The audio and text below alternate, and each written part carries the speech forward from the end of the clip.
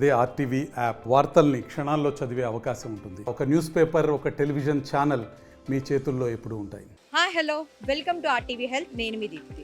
ఈరోజు మనం RTC cross రోడ్స్లో ఉన్న శ్రీకర హాస్పిటల్స్లో ఉన్నాం. ఇది one of the top orthopaedic hospitals in Hyderabad అని చెప్పుకోవచ్చు. అలానే and they have multi speciality hospital with many departments like cardiology ఉంది, న్యూరోసర్జన్ ఉంది, జనరల్ మెడిసిన్ ఉంది. And they have done 400+ knee replacements, అలానే 500+ జాయింట్ రిప్లేస్మెంట్ థెరపీస్. మనం లోపలికి వెళ్ళి డాక్టర్ గారిని అడిగి ఇంకా ఎలాంటి అడ్వాన్స్ ట్రీట్మెంట్స్ అందుబాటులో ఉన్నాయో మనం తెలుసుకుందాం. రండి. ఈరోజు మనతో పాటు ఉన్నారు డాక్టర్ అఖిల్ దాడి, chief joint replacement surgeon and CMD of Srikara hospitals. వారితో మాట్లాడి తెలుసుకుందాం అసలు వీరి దగ్గర ఎలాంటి అడ్వాన్స్ ట్రీట్మెంట్స్ అందుబాటులో ఉన్నాయో. డాక్టర్ గారు, మనం జనరల్గా చూసుకున్నట్లయితే ఈ మధ్య కాలంలో ఓల్డ్ ఏజ్లో పీపుల్లో కాకుండా ఇలా యంగ్ ఏజ్ వాళ్ళల్లో కూడా ఈ మోకాళ్ళ నొప్పులు అలానే జాయింట్ పెయిన్స్ అనేవి ఎక్కువగా చూస్తున్నాం కదా, దానికి అసలు రీజన్స్ ఏంటంటారు? అంటే ఇప్పుడని కాదు, ఎప్పటి నుంచైనా సరే మన పాపులేషన్లో చిన్న వయసు ఉన్నవాళ్ళు మోకాళ్ళ నొప్పులు ఇంతకుముందు కూడా వచ్చేవి. ఇవి ఎందుకు వస్తాయి అంటే, ఒకటి ఏంటంటే అసలైన ఈ రీజను చాలా కొద్ది మందిలో చిన్న వయసులో ఉన్న ఆడవాళ్లలో రుమటాయిడ్ ఆర్థరైటిస్ అంటే కీళ్ళ వాతం వాళ్ళలో వస్తుంది. కానీ ఎక్కువ శాతం మంది మన కంట్రీలో యంగర్ లేడీస్లో ఎందుకు వస్తుంది అంటే, ఇంకా దే కింద కూర్చోవటం కంటిన్యూ చేస్తారు. సో కింద కూర్చొని లేవటంలో కొంచెం అరుగుదల మొదలైంది, అది పుండు మీద కారం జల్లినట్టు అది ఎక్కువ అవుతూనే ఉంటుంది. సో ఈ కింద కూర్చోవడం, అది టాయిలెట్ వాడటం కావచ్చు, అది కూరగాయలు తరగటం కావచ్చు, అది పూజకు కావచ్చు, అది పెద్దవాళ్ళు ఉన్నారని కావచ్చు, ఇవన్నిటి కారణం వల్ల కింద కూర్చొని లేవటంలో ప్రెషరు కొద్దిగా అరిగేది 10%, ఒక 100% తీసుకెళ్తారు. మూడో కారణము ఈ మధ్య చూసేది మీరు చెప్పినట్టు younger people, especially men health conscious అయిపోయి బాగా ట్రెడ్మిల్ మీద 2 కిలోమీటర్లు పరిగెత్తాల్సింది 4-5 కిలోమీటర్లు పరిగెత్తటం, 10 కిలోమీటర్లు పరిగెత్తటం, బాగా ఎక్కువ సైక్లింగ్ చేయటం, బాగా స్టేర్ క్లైంబింగు, ఎంత స్టేర్స్ ఉన్నాయో ఎంత అవసరం ఉందో అంత ఎక్కాలి. కానీ స్టేర్ క్లైంబింగ్ కూడా ఒక ఎక్సర్సైజ్ లాగా. డాక్టర్ గారు, జనరల్గా చెప్తా ఉంటారు ఈ స్టెప్స్ ఎక్కేటప్పుడు కార్డియో అవుతుంది, సో ఎక్కడం మంచిది అంటారు కదా, మరి మీరేమో మోకాళ్ళ నొప్పులు అరిగిపోతాయి అంటున్నారు. సో దాని గురించి మీరు ఏం చెప్తారు? లేదు, నార్మల్ వాకింగ్ ఓకే, ఒకలాంటి జాగింగ్ ఓకే, కానీ స్టేర్ క్లైంబింగ్ ఓవర్గా is not at all good. కాబట్టి కింద కూర్చోవడం, స్టేర్ క్లైంబింగ్ ఎక్కువ చేయటం వల్ల, ఎక్సర్సైజ్ ఓవర్గా మోకాల్ని స్ట్రెయిన్ చేయటం వల్ల ఈ మోకాళ్ళ నొప్పులు వస్తున్నాయి. అలాగే ఫుడ్ అడల్టరేటెడ్ అవటం వల్ల ఈ రోజుల్లో ఫుడ్ మాది మిల్క్ కావచ్చు, ప్రోటీన్స్ ఉన్న ఫుడ్ కావచ్చు, ఏదైనా సరే పాత రోజుల్లాగా రావట్లేదు. కాబట్టి మన బోన్స్లో ఆ స్ట్రెంగ్త్ ఉండదు. లేడీస్కి 45 అయిపోగానే, మినోపాజ్ అవ్వగానే ఆల్రెడీ ఇండియన్ లేడీకి వీక్ ఉన్న బోను ఇంకొంచెం వీక్ అవ్వటం వల్ల, అది స్ట్రెస్ తీసుకోకపోవడం వల్ల మోకాల అరుగుదల, ఎస్పెషల్లీ మోకాలు, ఎందుకంటే మ్యాక్సిమం వెయిట్ దాని మీద పడుతుంది కాబట్టి మోకాల అరుగుదల ఎక్కువ అవుతుంది. సో ఇవన్నీ కారణాల వల్ల యంగర్ ఏజ్ వాళ్ళలో కూడా అండ్ మీరు చెప్పినట్టు foreign కంట్రీల్లో knee replacement last stage, ఏదైనా బాగా అరిగిపోయి నడవలేని వాళ్ళకి ఎవరికైతే నీ రీప్లేస్మెంట్ చేయాలంటామో, ఈ నీ రీప్లేస్మెంట్ ఫారిన్ కంట్రీస్లో 65 బిలో దాదాపు ఉండదు. 65 ఇయర్స్ ఎబోవ్ ఉన్న వాళ్ళకే చేస్తారు వాళ్ళు. వేరేజ్ ఇండియాలో ఎక్కువ మంది చేయించుకునేది 45 నుంచి 55 మధ్యలో ఎక్కువ శాతం మందికి, ఎస్పెషల్లీ 50 నుంచి 60 మధ్యలో మేము చేసే పేషెంట్స్ 60 నుంచి 70 మధ్య చేసే పేషెంట్స్ కన్నా ఎక్కువ. సో ఇండియాలో మనం ఒక 10 ఏళ్ళు, వాళ్ళ 60 is equal to our 50 foreign countries. So అసలు ఈ జాయింట్ పెయిన్స్ అలానే మోకాళ్ళ నొప్పులు ఎక్కువగా ఉన్న వాళ్ళు ఎలాంటి ఎక్సర్సైజెస్ చేస్తే మంచిది అంటారు? సో కింద కూర్చోటం ఆపేసి మెయిన్గా ముఖ్యంగా ఒకే ఒక ఎక్సర్సైజ్, దాన్ని క్వాడ్రిసెప్స్ ఎక్సర్సైజ్ అంటే మోకాల్ని చాపి ఒక కర్రలాగా చక్కగా పెట్టి ఒక 15 లెక్క పెట్టి జస్ట్ వదిలేయటము. ఈ మెయిన్గా ఈ quadriceps stretching exercise is the main exercise. మామూలు ఎక్సర్సైజ్ కూర్చొని మంచం చివరన కానీ కుర్చీ మీద కూర్చొని చేసే ఎక్సర్సైజు. అలాగే పడుకున్నప్పుడు సేమ్ దాని ఎక్సర్సైజ్ని పడుకున్నప్పుడు స్ట్రెయిట్గా గాలిలో పూర్తిగా చక్కగా బెడ్ మీద లేపడం, స్ట్రెయిట్ లెగ్ రైజింగ్, ఈ రెండే మెయిన్ ఎక్సర్సైజులు. డాక్టర్ గారు, మీ దగ్గర అసలు ఎలాంటి అడ్వాన్స్ ట్రీట్మెంట్స్ అందుబాటులో ఉన్నాయి? బేసిక్గా ఒకటి గుర్తుపెట్టుకోవాల్సింది ఏంటంటే, మా అందరికి ఒక ఆర్థోపెడిక్ డాక్టర్కి 100 మంది పేషెంట్లు వస్తే వాళ్ళకి 80 మందికి మందులతో తగ్గుద్ది. నేను ప్యూర్గా నీ రీప్లేస్మెంట్ సర్జన్ని కాబట్టి నాకేంటంటే, నాకు 40 మందిని రోజు ఓపీ చూస్తే నాకు ఒక 10-15 మంది ఒకటి ఆపరేషన్ స్టేట్ ఆలోచించి వచ్చిన వాళ్ళే ఉంటారు. 80% మందికి ఎవరికైతే మోకాళ్ళ నొప్పులు స్టేజ్ 1, 2, 3లో ఉందో వాళ్ళకి ఈ కింద కూర్చోటం ఆపేయటం, అలాగే గ్లూకోజమైన్ కానీ కొల్లాజన్తో కలిపినవి ఈ మందుల కాంబినేషన్ ఇచ్చి వాటిని కాపాడిన ఎక్స్పీరియన్స్ ఇప్పుడు దాదాపు 25 ఏళ్ళ నుంచి గ్లూకోజమైన్ రాస్తున్నాం. చాలా బాగా పనిచేస్తుంది stage 1, 2 and most of the stage 3కి. ఇంతకుముందు స్టేజ్ 3లో ఆర్థ్రోస్కోపీ అని చేసేటోళ్ళం తగ్గించాము. అలాగే ఇప్పుడు కూడా స్టేజ్ 2కి 3కి కొన్ని చోట్ల ఇంజెక్షన్లు ఇస్తున్నాం. మేము చాలా చాలా చాలా తక్కువ ఇస్తాం ఇంజెక్షన్లు, ఎందుకంటే అది సరిగ్గా పనిచేస్తుందో లేదో అది we're not able to assess చేయలేకపోతున్నాం. మేము కూడా దూరం నుంచి వచ్చే పేషెంట్ని మళ్ళీ ఇంకో ఇంజెక్షన్కి రండి, మిమ్మల్ని మళ్ళీ వాళ్ళ దగ్గర పని చేయకపోయినా డబ్బులు తీసుకోవడం అనేది we're not happy doing that. కాబట్టి లాస్ట్లో స్టేజ్ 4లో బాగా అరిగిపోయి ఒక 500 మీటర్లు, ఒక 1/2 కిలోమీటర్ నడవలేని వాళ్ళు, ఒక 10 నిమిషాలు నుంచోలేని వాళ్ళు, ఈ మోకాళ్ళ నొప్పులతో బాధపడి వాళ్ళు చేసే కొన్ని జీవన కార్యక్రమాలు చేయలేని వాళ్ళు, వీళ్ళకి బాగా అరిగిపోయిందండి ఎక్స్రేలో అని చూసి వాళ్ళ ఫిట్ ఉన్నారంటే నీ రీప్లేస్మెంట్ సర్జరీ చేయటం. నీ రీప్లేస్మెంట్ సర్జరీలో ముందు నుంచి లోపలేసే అమరిక కొబాల్ట్ క్రోమ్, అంటే స్టెయిన్లెస్ స్టీల్ లాగా ఉంటుంది కొబాల్ట్ క్రోమ్, పోనీ సిల్వర్ అనుకోండి. ముందు నుంచి ప్రపంచంలో ఇదే ఉంది. మేము 23 ఏళ్ల క్రితం చేసిన వాళ్ళు కూడా ఇప్పుడు ఎలా ఉన్నారో అప్పుడు ఎలా ఉన్నారు ఇప్పుడు కూడా అలాగే ఉన్నారు. కాబట్టి దీని లైఫ్ కూడా 20 నుంచి 25 ఏళ్ళు వస్తుంది ఒక 90% మందికి అని నిర్ధారణ అయ్యింది. ఎంత కాదన్నా ఒక 90% మందికి ఇది 15-20 ఏళ్ళు వస్తుంది. 2006లో ఈ ఆపరేషన్ని ఇంకా కొంచెం అక్యురేట్గా చేయాలంటే ఈ నీ రీప్లేస్మెంట్ చేయటానికి చాలా యాంగిల్స్, కట్టింగ్, క్యాల్కులేషన్స్ ఉంటాయి. దీనికి ఒక కంప్యూటర్ నావిగేషన్ టెక్నాలజీ దాదాపు భారతదేశంలో one of the first to get అయ్యి కంప్యూటర్ నావిగేషన్తో చేయటం మొదలుపెట్టాము. దీంతో ఖచ్చితత్వం పెరిగింది. సో యాక్యురసీ పెరిగితే ఇంకా కొంచెం లైఫ్, అంటే 20 ఏళ్ళు రావాల్సింది 22 ఏళ్ళు వస్తుందా అనే ఒక సదుద్దేశంతో కంప్యూటర్ నావిగేషన్ వాడటం చేసాం. చాలా మంచి సక్సెస్ వచ్చింది. దాని తర్వాత క్రమేయంగా ఇంప్లాంట్స్లో కొత్త ఇంప్లాంట్ ఆక్సినియం అనేది సుమారు 2010లో ఆక్సినియం ఇంప్లాంట్ రావటము. ఆక్సినియం అనేది ఒక సెరామిసైజ్డ్ మెటల్ కాబట్టి సెరామిక్ ప్రాపర్టీస్ ఉండి ఇది ఒక్కటే ప్రపంచంలో 30 ఏళ్ళు వస్తుంది అనేది అమెరికా US FDAతో సర్టిఫికేషన్ అయి వచ్చింది. సో 30 ఏళ్ళు వచ్చే నీ సర్టిఫికేట్ US FDA అప్రూవల్ తోటి వచ్చిన ఒకే కని ఆక్సినియం అనేది 2010 నుంచి చేస్తున్నాము. చాలా మంచి results and we're the number 1 in this country. ఈ దేశంలో నంబర్ 1 అంటే ఎన్నో నంబర్స్ చేయటంలో ఆక్సినియంలో వీఆర్ నంబర్ 1. ప్రపంచంలో కూడా మేము 2వ స్థాయి, 3వ స్థాయి, ఫస్ట్ 3లో ఉన్నాం, 1, 2, 3లోనే ఉన్నాం. అంతమంది మా దగ్గర ఆక్సినియం అనేది చేయించుకుంటారు. అలాగే 2008-9లో టైటానియం నైట్రేట్ అని గోల్డ్ కొంచెం ముందు నుంచే ఉంది, ఈ గోల్డ్ కూడా చేస్తున్నాం. So we're also one of the highest doers of titanium nitrate gold. మేము ఎలా డిసైడ్ చేస్తామంటే 60 ఏళ్ల కన్నా తక్కువ ఉన్న వాళ్ళకి ఆక్సినియం చేయించుకోండి, 60 పైన ఉన్నవాళ్ళు గోల్డ్ చేయించుకోండి, లేదా మెటల్ కోబాల్ట్ క్రోమ్ చేయించుకోండి అని నిర్ధారిస్తాం.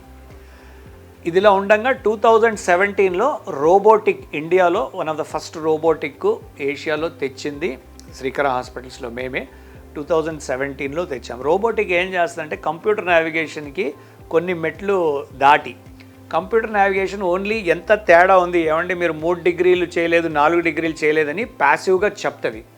So computer navigation is equal to మన గూగుల్ GPS, ఇక్కడికి వెళ్ళాలి, ఇలా వెళ్ళాలి అని చెప్తుంది. ఆ వెళ్ళాల్సిన బాధ్యత మన మీద ఉంది. Computer navigation is equal to GPS, Google map.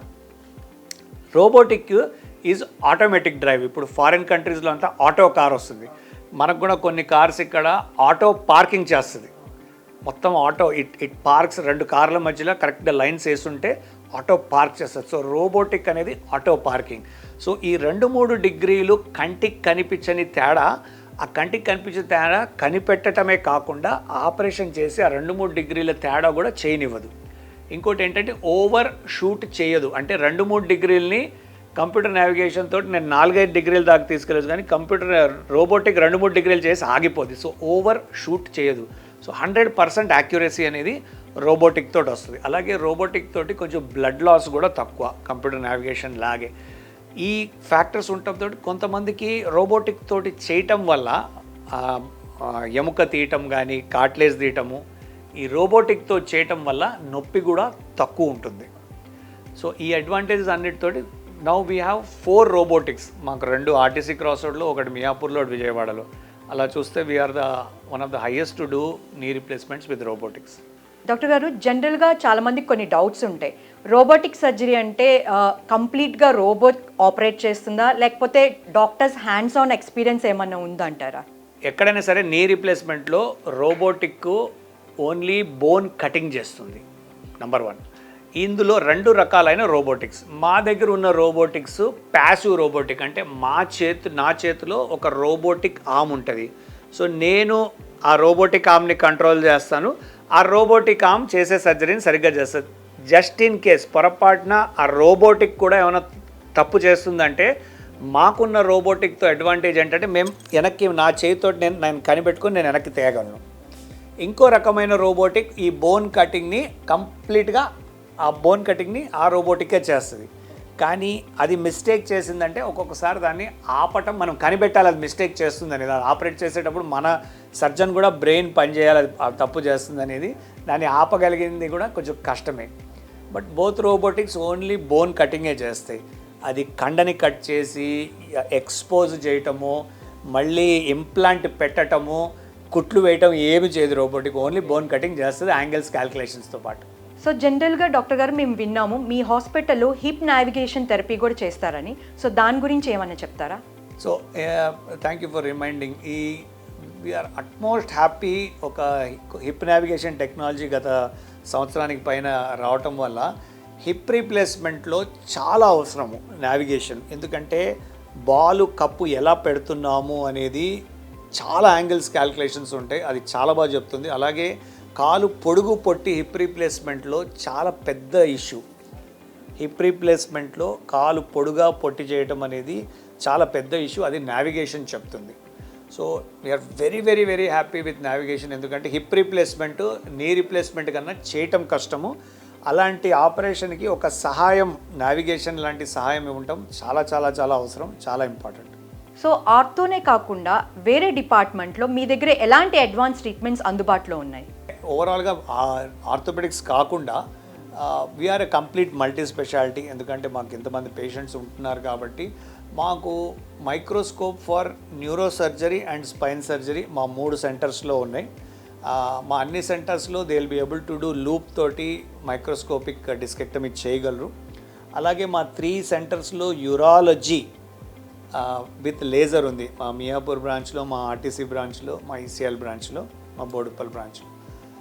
ఇవి కాకుండా మాకు హైదరాబాద్లో 7 శ్రీకర హాస్పిటల్స్లో 6 క్యాత్ ల్యాబ్, కార్డియాలజీ ఉంటాం అనేది కూడా మాకు ఇంపార్టెంట్. సో కార్డియాలజీ కూడా హైయెస్ట్ లెవెల్ ఆఫ్ ట్రీట్మెంట్ శ్రీకర హాస్పిటల్స్లో మేము చేస్తున్నాము. జనరల్గా డాక్టర్ గారు మేము విన్నాము ఆర్థోలో 4th స్టేజ్లో ఉన్నప్పుడు కొంతమంది ఇంజెక్షన్ ద్వారా పిఆర్పి ద్వారా ట్రీట్ చేయొచ్చు అని చెప్తున్నారు, సర్జరీస్ ఏమీ లేకుండా. సో దాని గురించి మీ అభిప్రాయం ఏంటి? 4th స్టేజ్లో కాదు పిఆర్పి ట్రీట్మెంట్తో. అంటే వీ డోంట్ వాంట్ టు ఒక దాన్ని కిందికి తెద్దామని కాదు, దాని గురించి చెడు మాట్లాడదామని కాదు. పిఆర్పితో ప్రాబ్లం ఏంటంటే అది first of all platelet rich plasma, అంటే మన బ్లడ్లో ఉన్న ప్లేట్లెట్ అనే రక్త కణాలని కొంచెం ఒక మెషిన్లో పెడితే ఆ రక్త కణాలు కొంచెం దగ్గరికి వస్తాయి. దాన్ని ఒక ఇంజెక్షన్ చేసి ఆ జాయింట్లో ఇచ్చేయటం. దీన్ని ఎలా పనిచేస్తుంది అనే ఒక యుఎస్ ఎఫ్డిఏ అప్రూవల్ లేదు. లేదు. అలాగని ఒకేసారి ఇవ్వటం వల్ల నష్టమేం లేదు కాబట్టి చాలామంది ఇస్తున్నారు. కొన్నాళ్ళు మేము కూడా కొంచెం ట్రై చేసాం. ఇది స్టేజ్ 4కి అయితే పనికిరాదు, ఇది స్టేజ్ 1 and 2, కొన్ని స్టేజ్ 3లకి పనికి వస్తుంది. ఇది బాగా అరిగిపోయి నడవలేని వారికి ఎలాంటి తేడా తెలియదు. అంటే నడవటం కష్టపడుతున్నారు, చాలా అరిగిపోయిందని వాళ్ళకి ఇది అస్సలు పనిచేయదు. ఈ యొక్క పేషెంట్లు తీసుకోవడం వల్ల డబ్బులు పోవటం, వాళ్ళు బాధపడటం తప్ప సాధించగలిగింది ఏం లేదు. సో పిఆర్పి అనేది ఒకవేళ కొంతమందిలోనే పనిచేస్తుంది, అది కూడా స్టేజ్ 2 ఉండాలి. వాళ్ళల్లో గ్లూకోజమైన్ కూడా పనిచేస్తుందేమో. సో మా దగ్గరికి వచ్చేటప్పటికి మేము ఇది ఇవ్వటం కన్నా వీ ప్రిఫర్, మేము ఎవరికైనా ఇవ్వాలి అనుకుంటే మీరు వెళ్ళి మాకు తెలిసిన సెంటర్స్ హాలిసియోను ఇలా ఉన్నాయి, వాళ్ళ దగ్గర వెళ్ళి తీసుకోండి అని చెప్తాము. మేము బాగా తగ్గించేసాము ఇవ్వటం పిఆర్పి. ఎందుకంటే చాలా మటుకు ఇది పెద్దగా పనిచేయట్లేదు. ఇది బాగా నొప్పి ఉండి నడవటం కష్టపడేటోళ్ళకి మాత్రం ఒక్క నయా పైసా కూడా పనిచేయదు. సో డాక్టర్ గారు జనరల్గా ఈ 11 ఇయర్స్లో మీరు ఏం సాధించారంటే ఏం చెప్తారు? 11 ఏళ్లలో అన్నిటికన్నా పెద్ద రికార్డ్ ఏంటంటే ఈ లక్షలాది మందిది కాన్ఫిడెన్స్. మేము అవసరమైతేనే ఆపరేషన్ చేస్తామనే కాన్ఫిడెన్స్ మేము సాధించాము. అది కాకుండా శ్రీకర హాస్పిటల్స్లోనే దాదాపు 20,000కి పైన నీ రీప్లేస్మెంట్ సర్జరీలు మా గ్రూప్ అంతా, మేము మా 7 హాస్పిటల్స్లో 18 ఆర్థోపెడిక్ సర్జన్స్ ఉన్నాం. మా గ్రూప్ అంతా కలిసి ఒక 20,000కి పైన ఆపరేషన్స్ నీ రీప్లేస్మెంట్వి 11 ఏళ్లలో చేయటం అనేది గర్వకారణమైన విషయం. ఈ సంవత్సరము మేము గత 6 నెలలుగా 6 నెలల్లోనే 2,350 జాయింట్లు చేయటం, 2,350 జాయింట్స్ జనవరి 1 నుంచి జూన్ 30 దాకా చేయటం అనేది ఒక రికార్డు. అలాగే ఒకే నెల ఒక మే 2024లో 565 జాయింట్స్ ఇన్ 1 మంత్. ఒక ఏప్రిల్ 20వ తారీఖు ఆర్టీసీ క్రాస్ రోడ్లో నేను డాక్టర్ రాకేష్ కలిసి 38 నీ రీప్లేస్మెంట్ ఒకే రోజులో చేసాం, 38 ఇన్ 1 డే. సో అలాగా the records are continuing. Numbers wise చూస్తే రోబోటిక్స్ తోటి మేము దాదాపు ఈ 6 నెలల్లో 1,200 జాయింట్ రీప్లేస్మెంట్లకు పైగా రోబోటిక్స్ తోటి చేయడం జరిగింది. సో ఫైనల్లీ ఆర్టీవీ ద్వారా మా ప్రేక్షకులకు మీరు ఇచ్చే సందేశం ఏంటి? అందరికీ నేను ఇచ్చే సందేశము ఎప్పుడు ఒకటే ఉంటుంది, అన్నిటికన్నా ముఖ్యము మీ హెల్త్ ఈజ్ వెల్త్ అని ఊరికే అనలేదు కదా. సో ఫస్ట్ మీరందరూ మీకు మీ ఫ్యామిలీకి హెల్త్ ఇన్సూరెన్స్ చేయించుకోండి.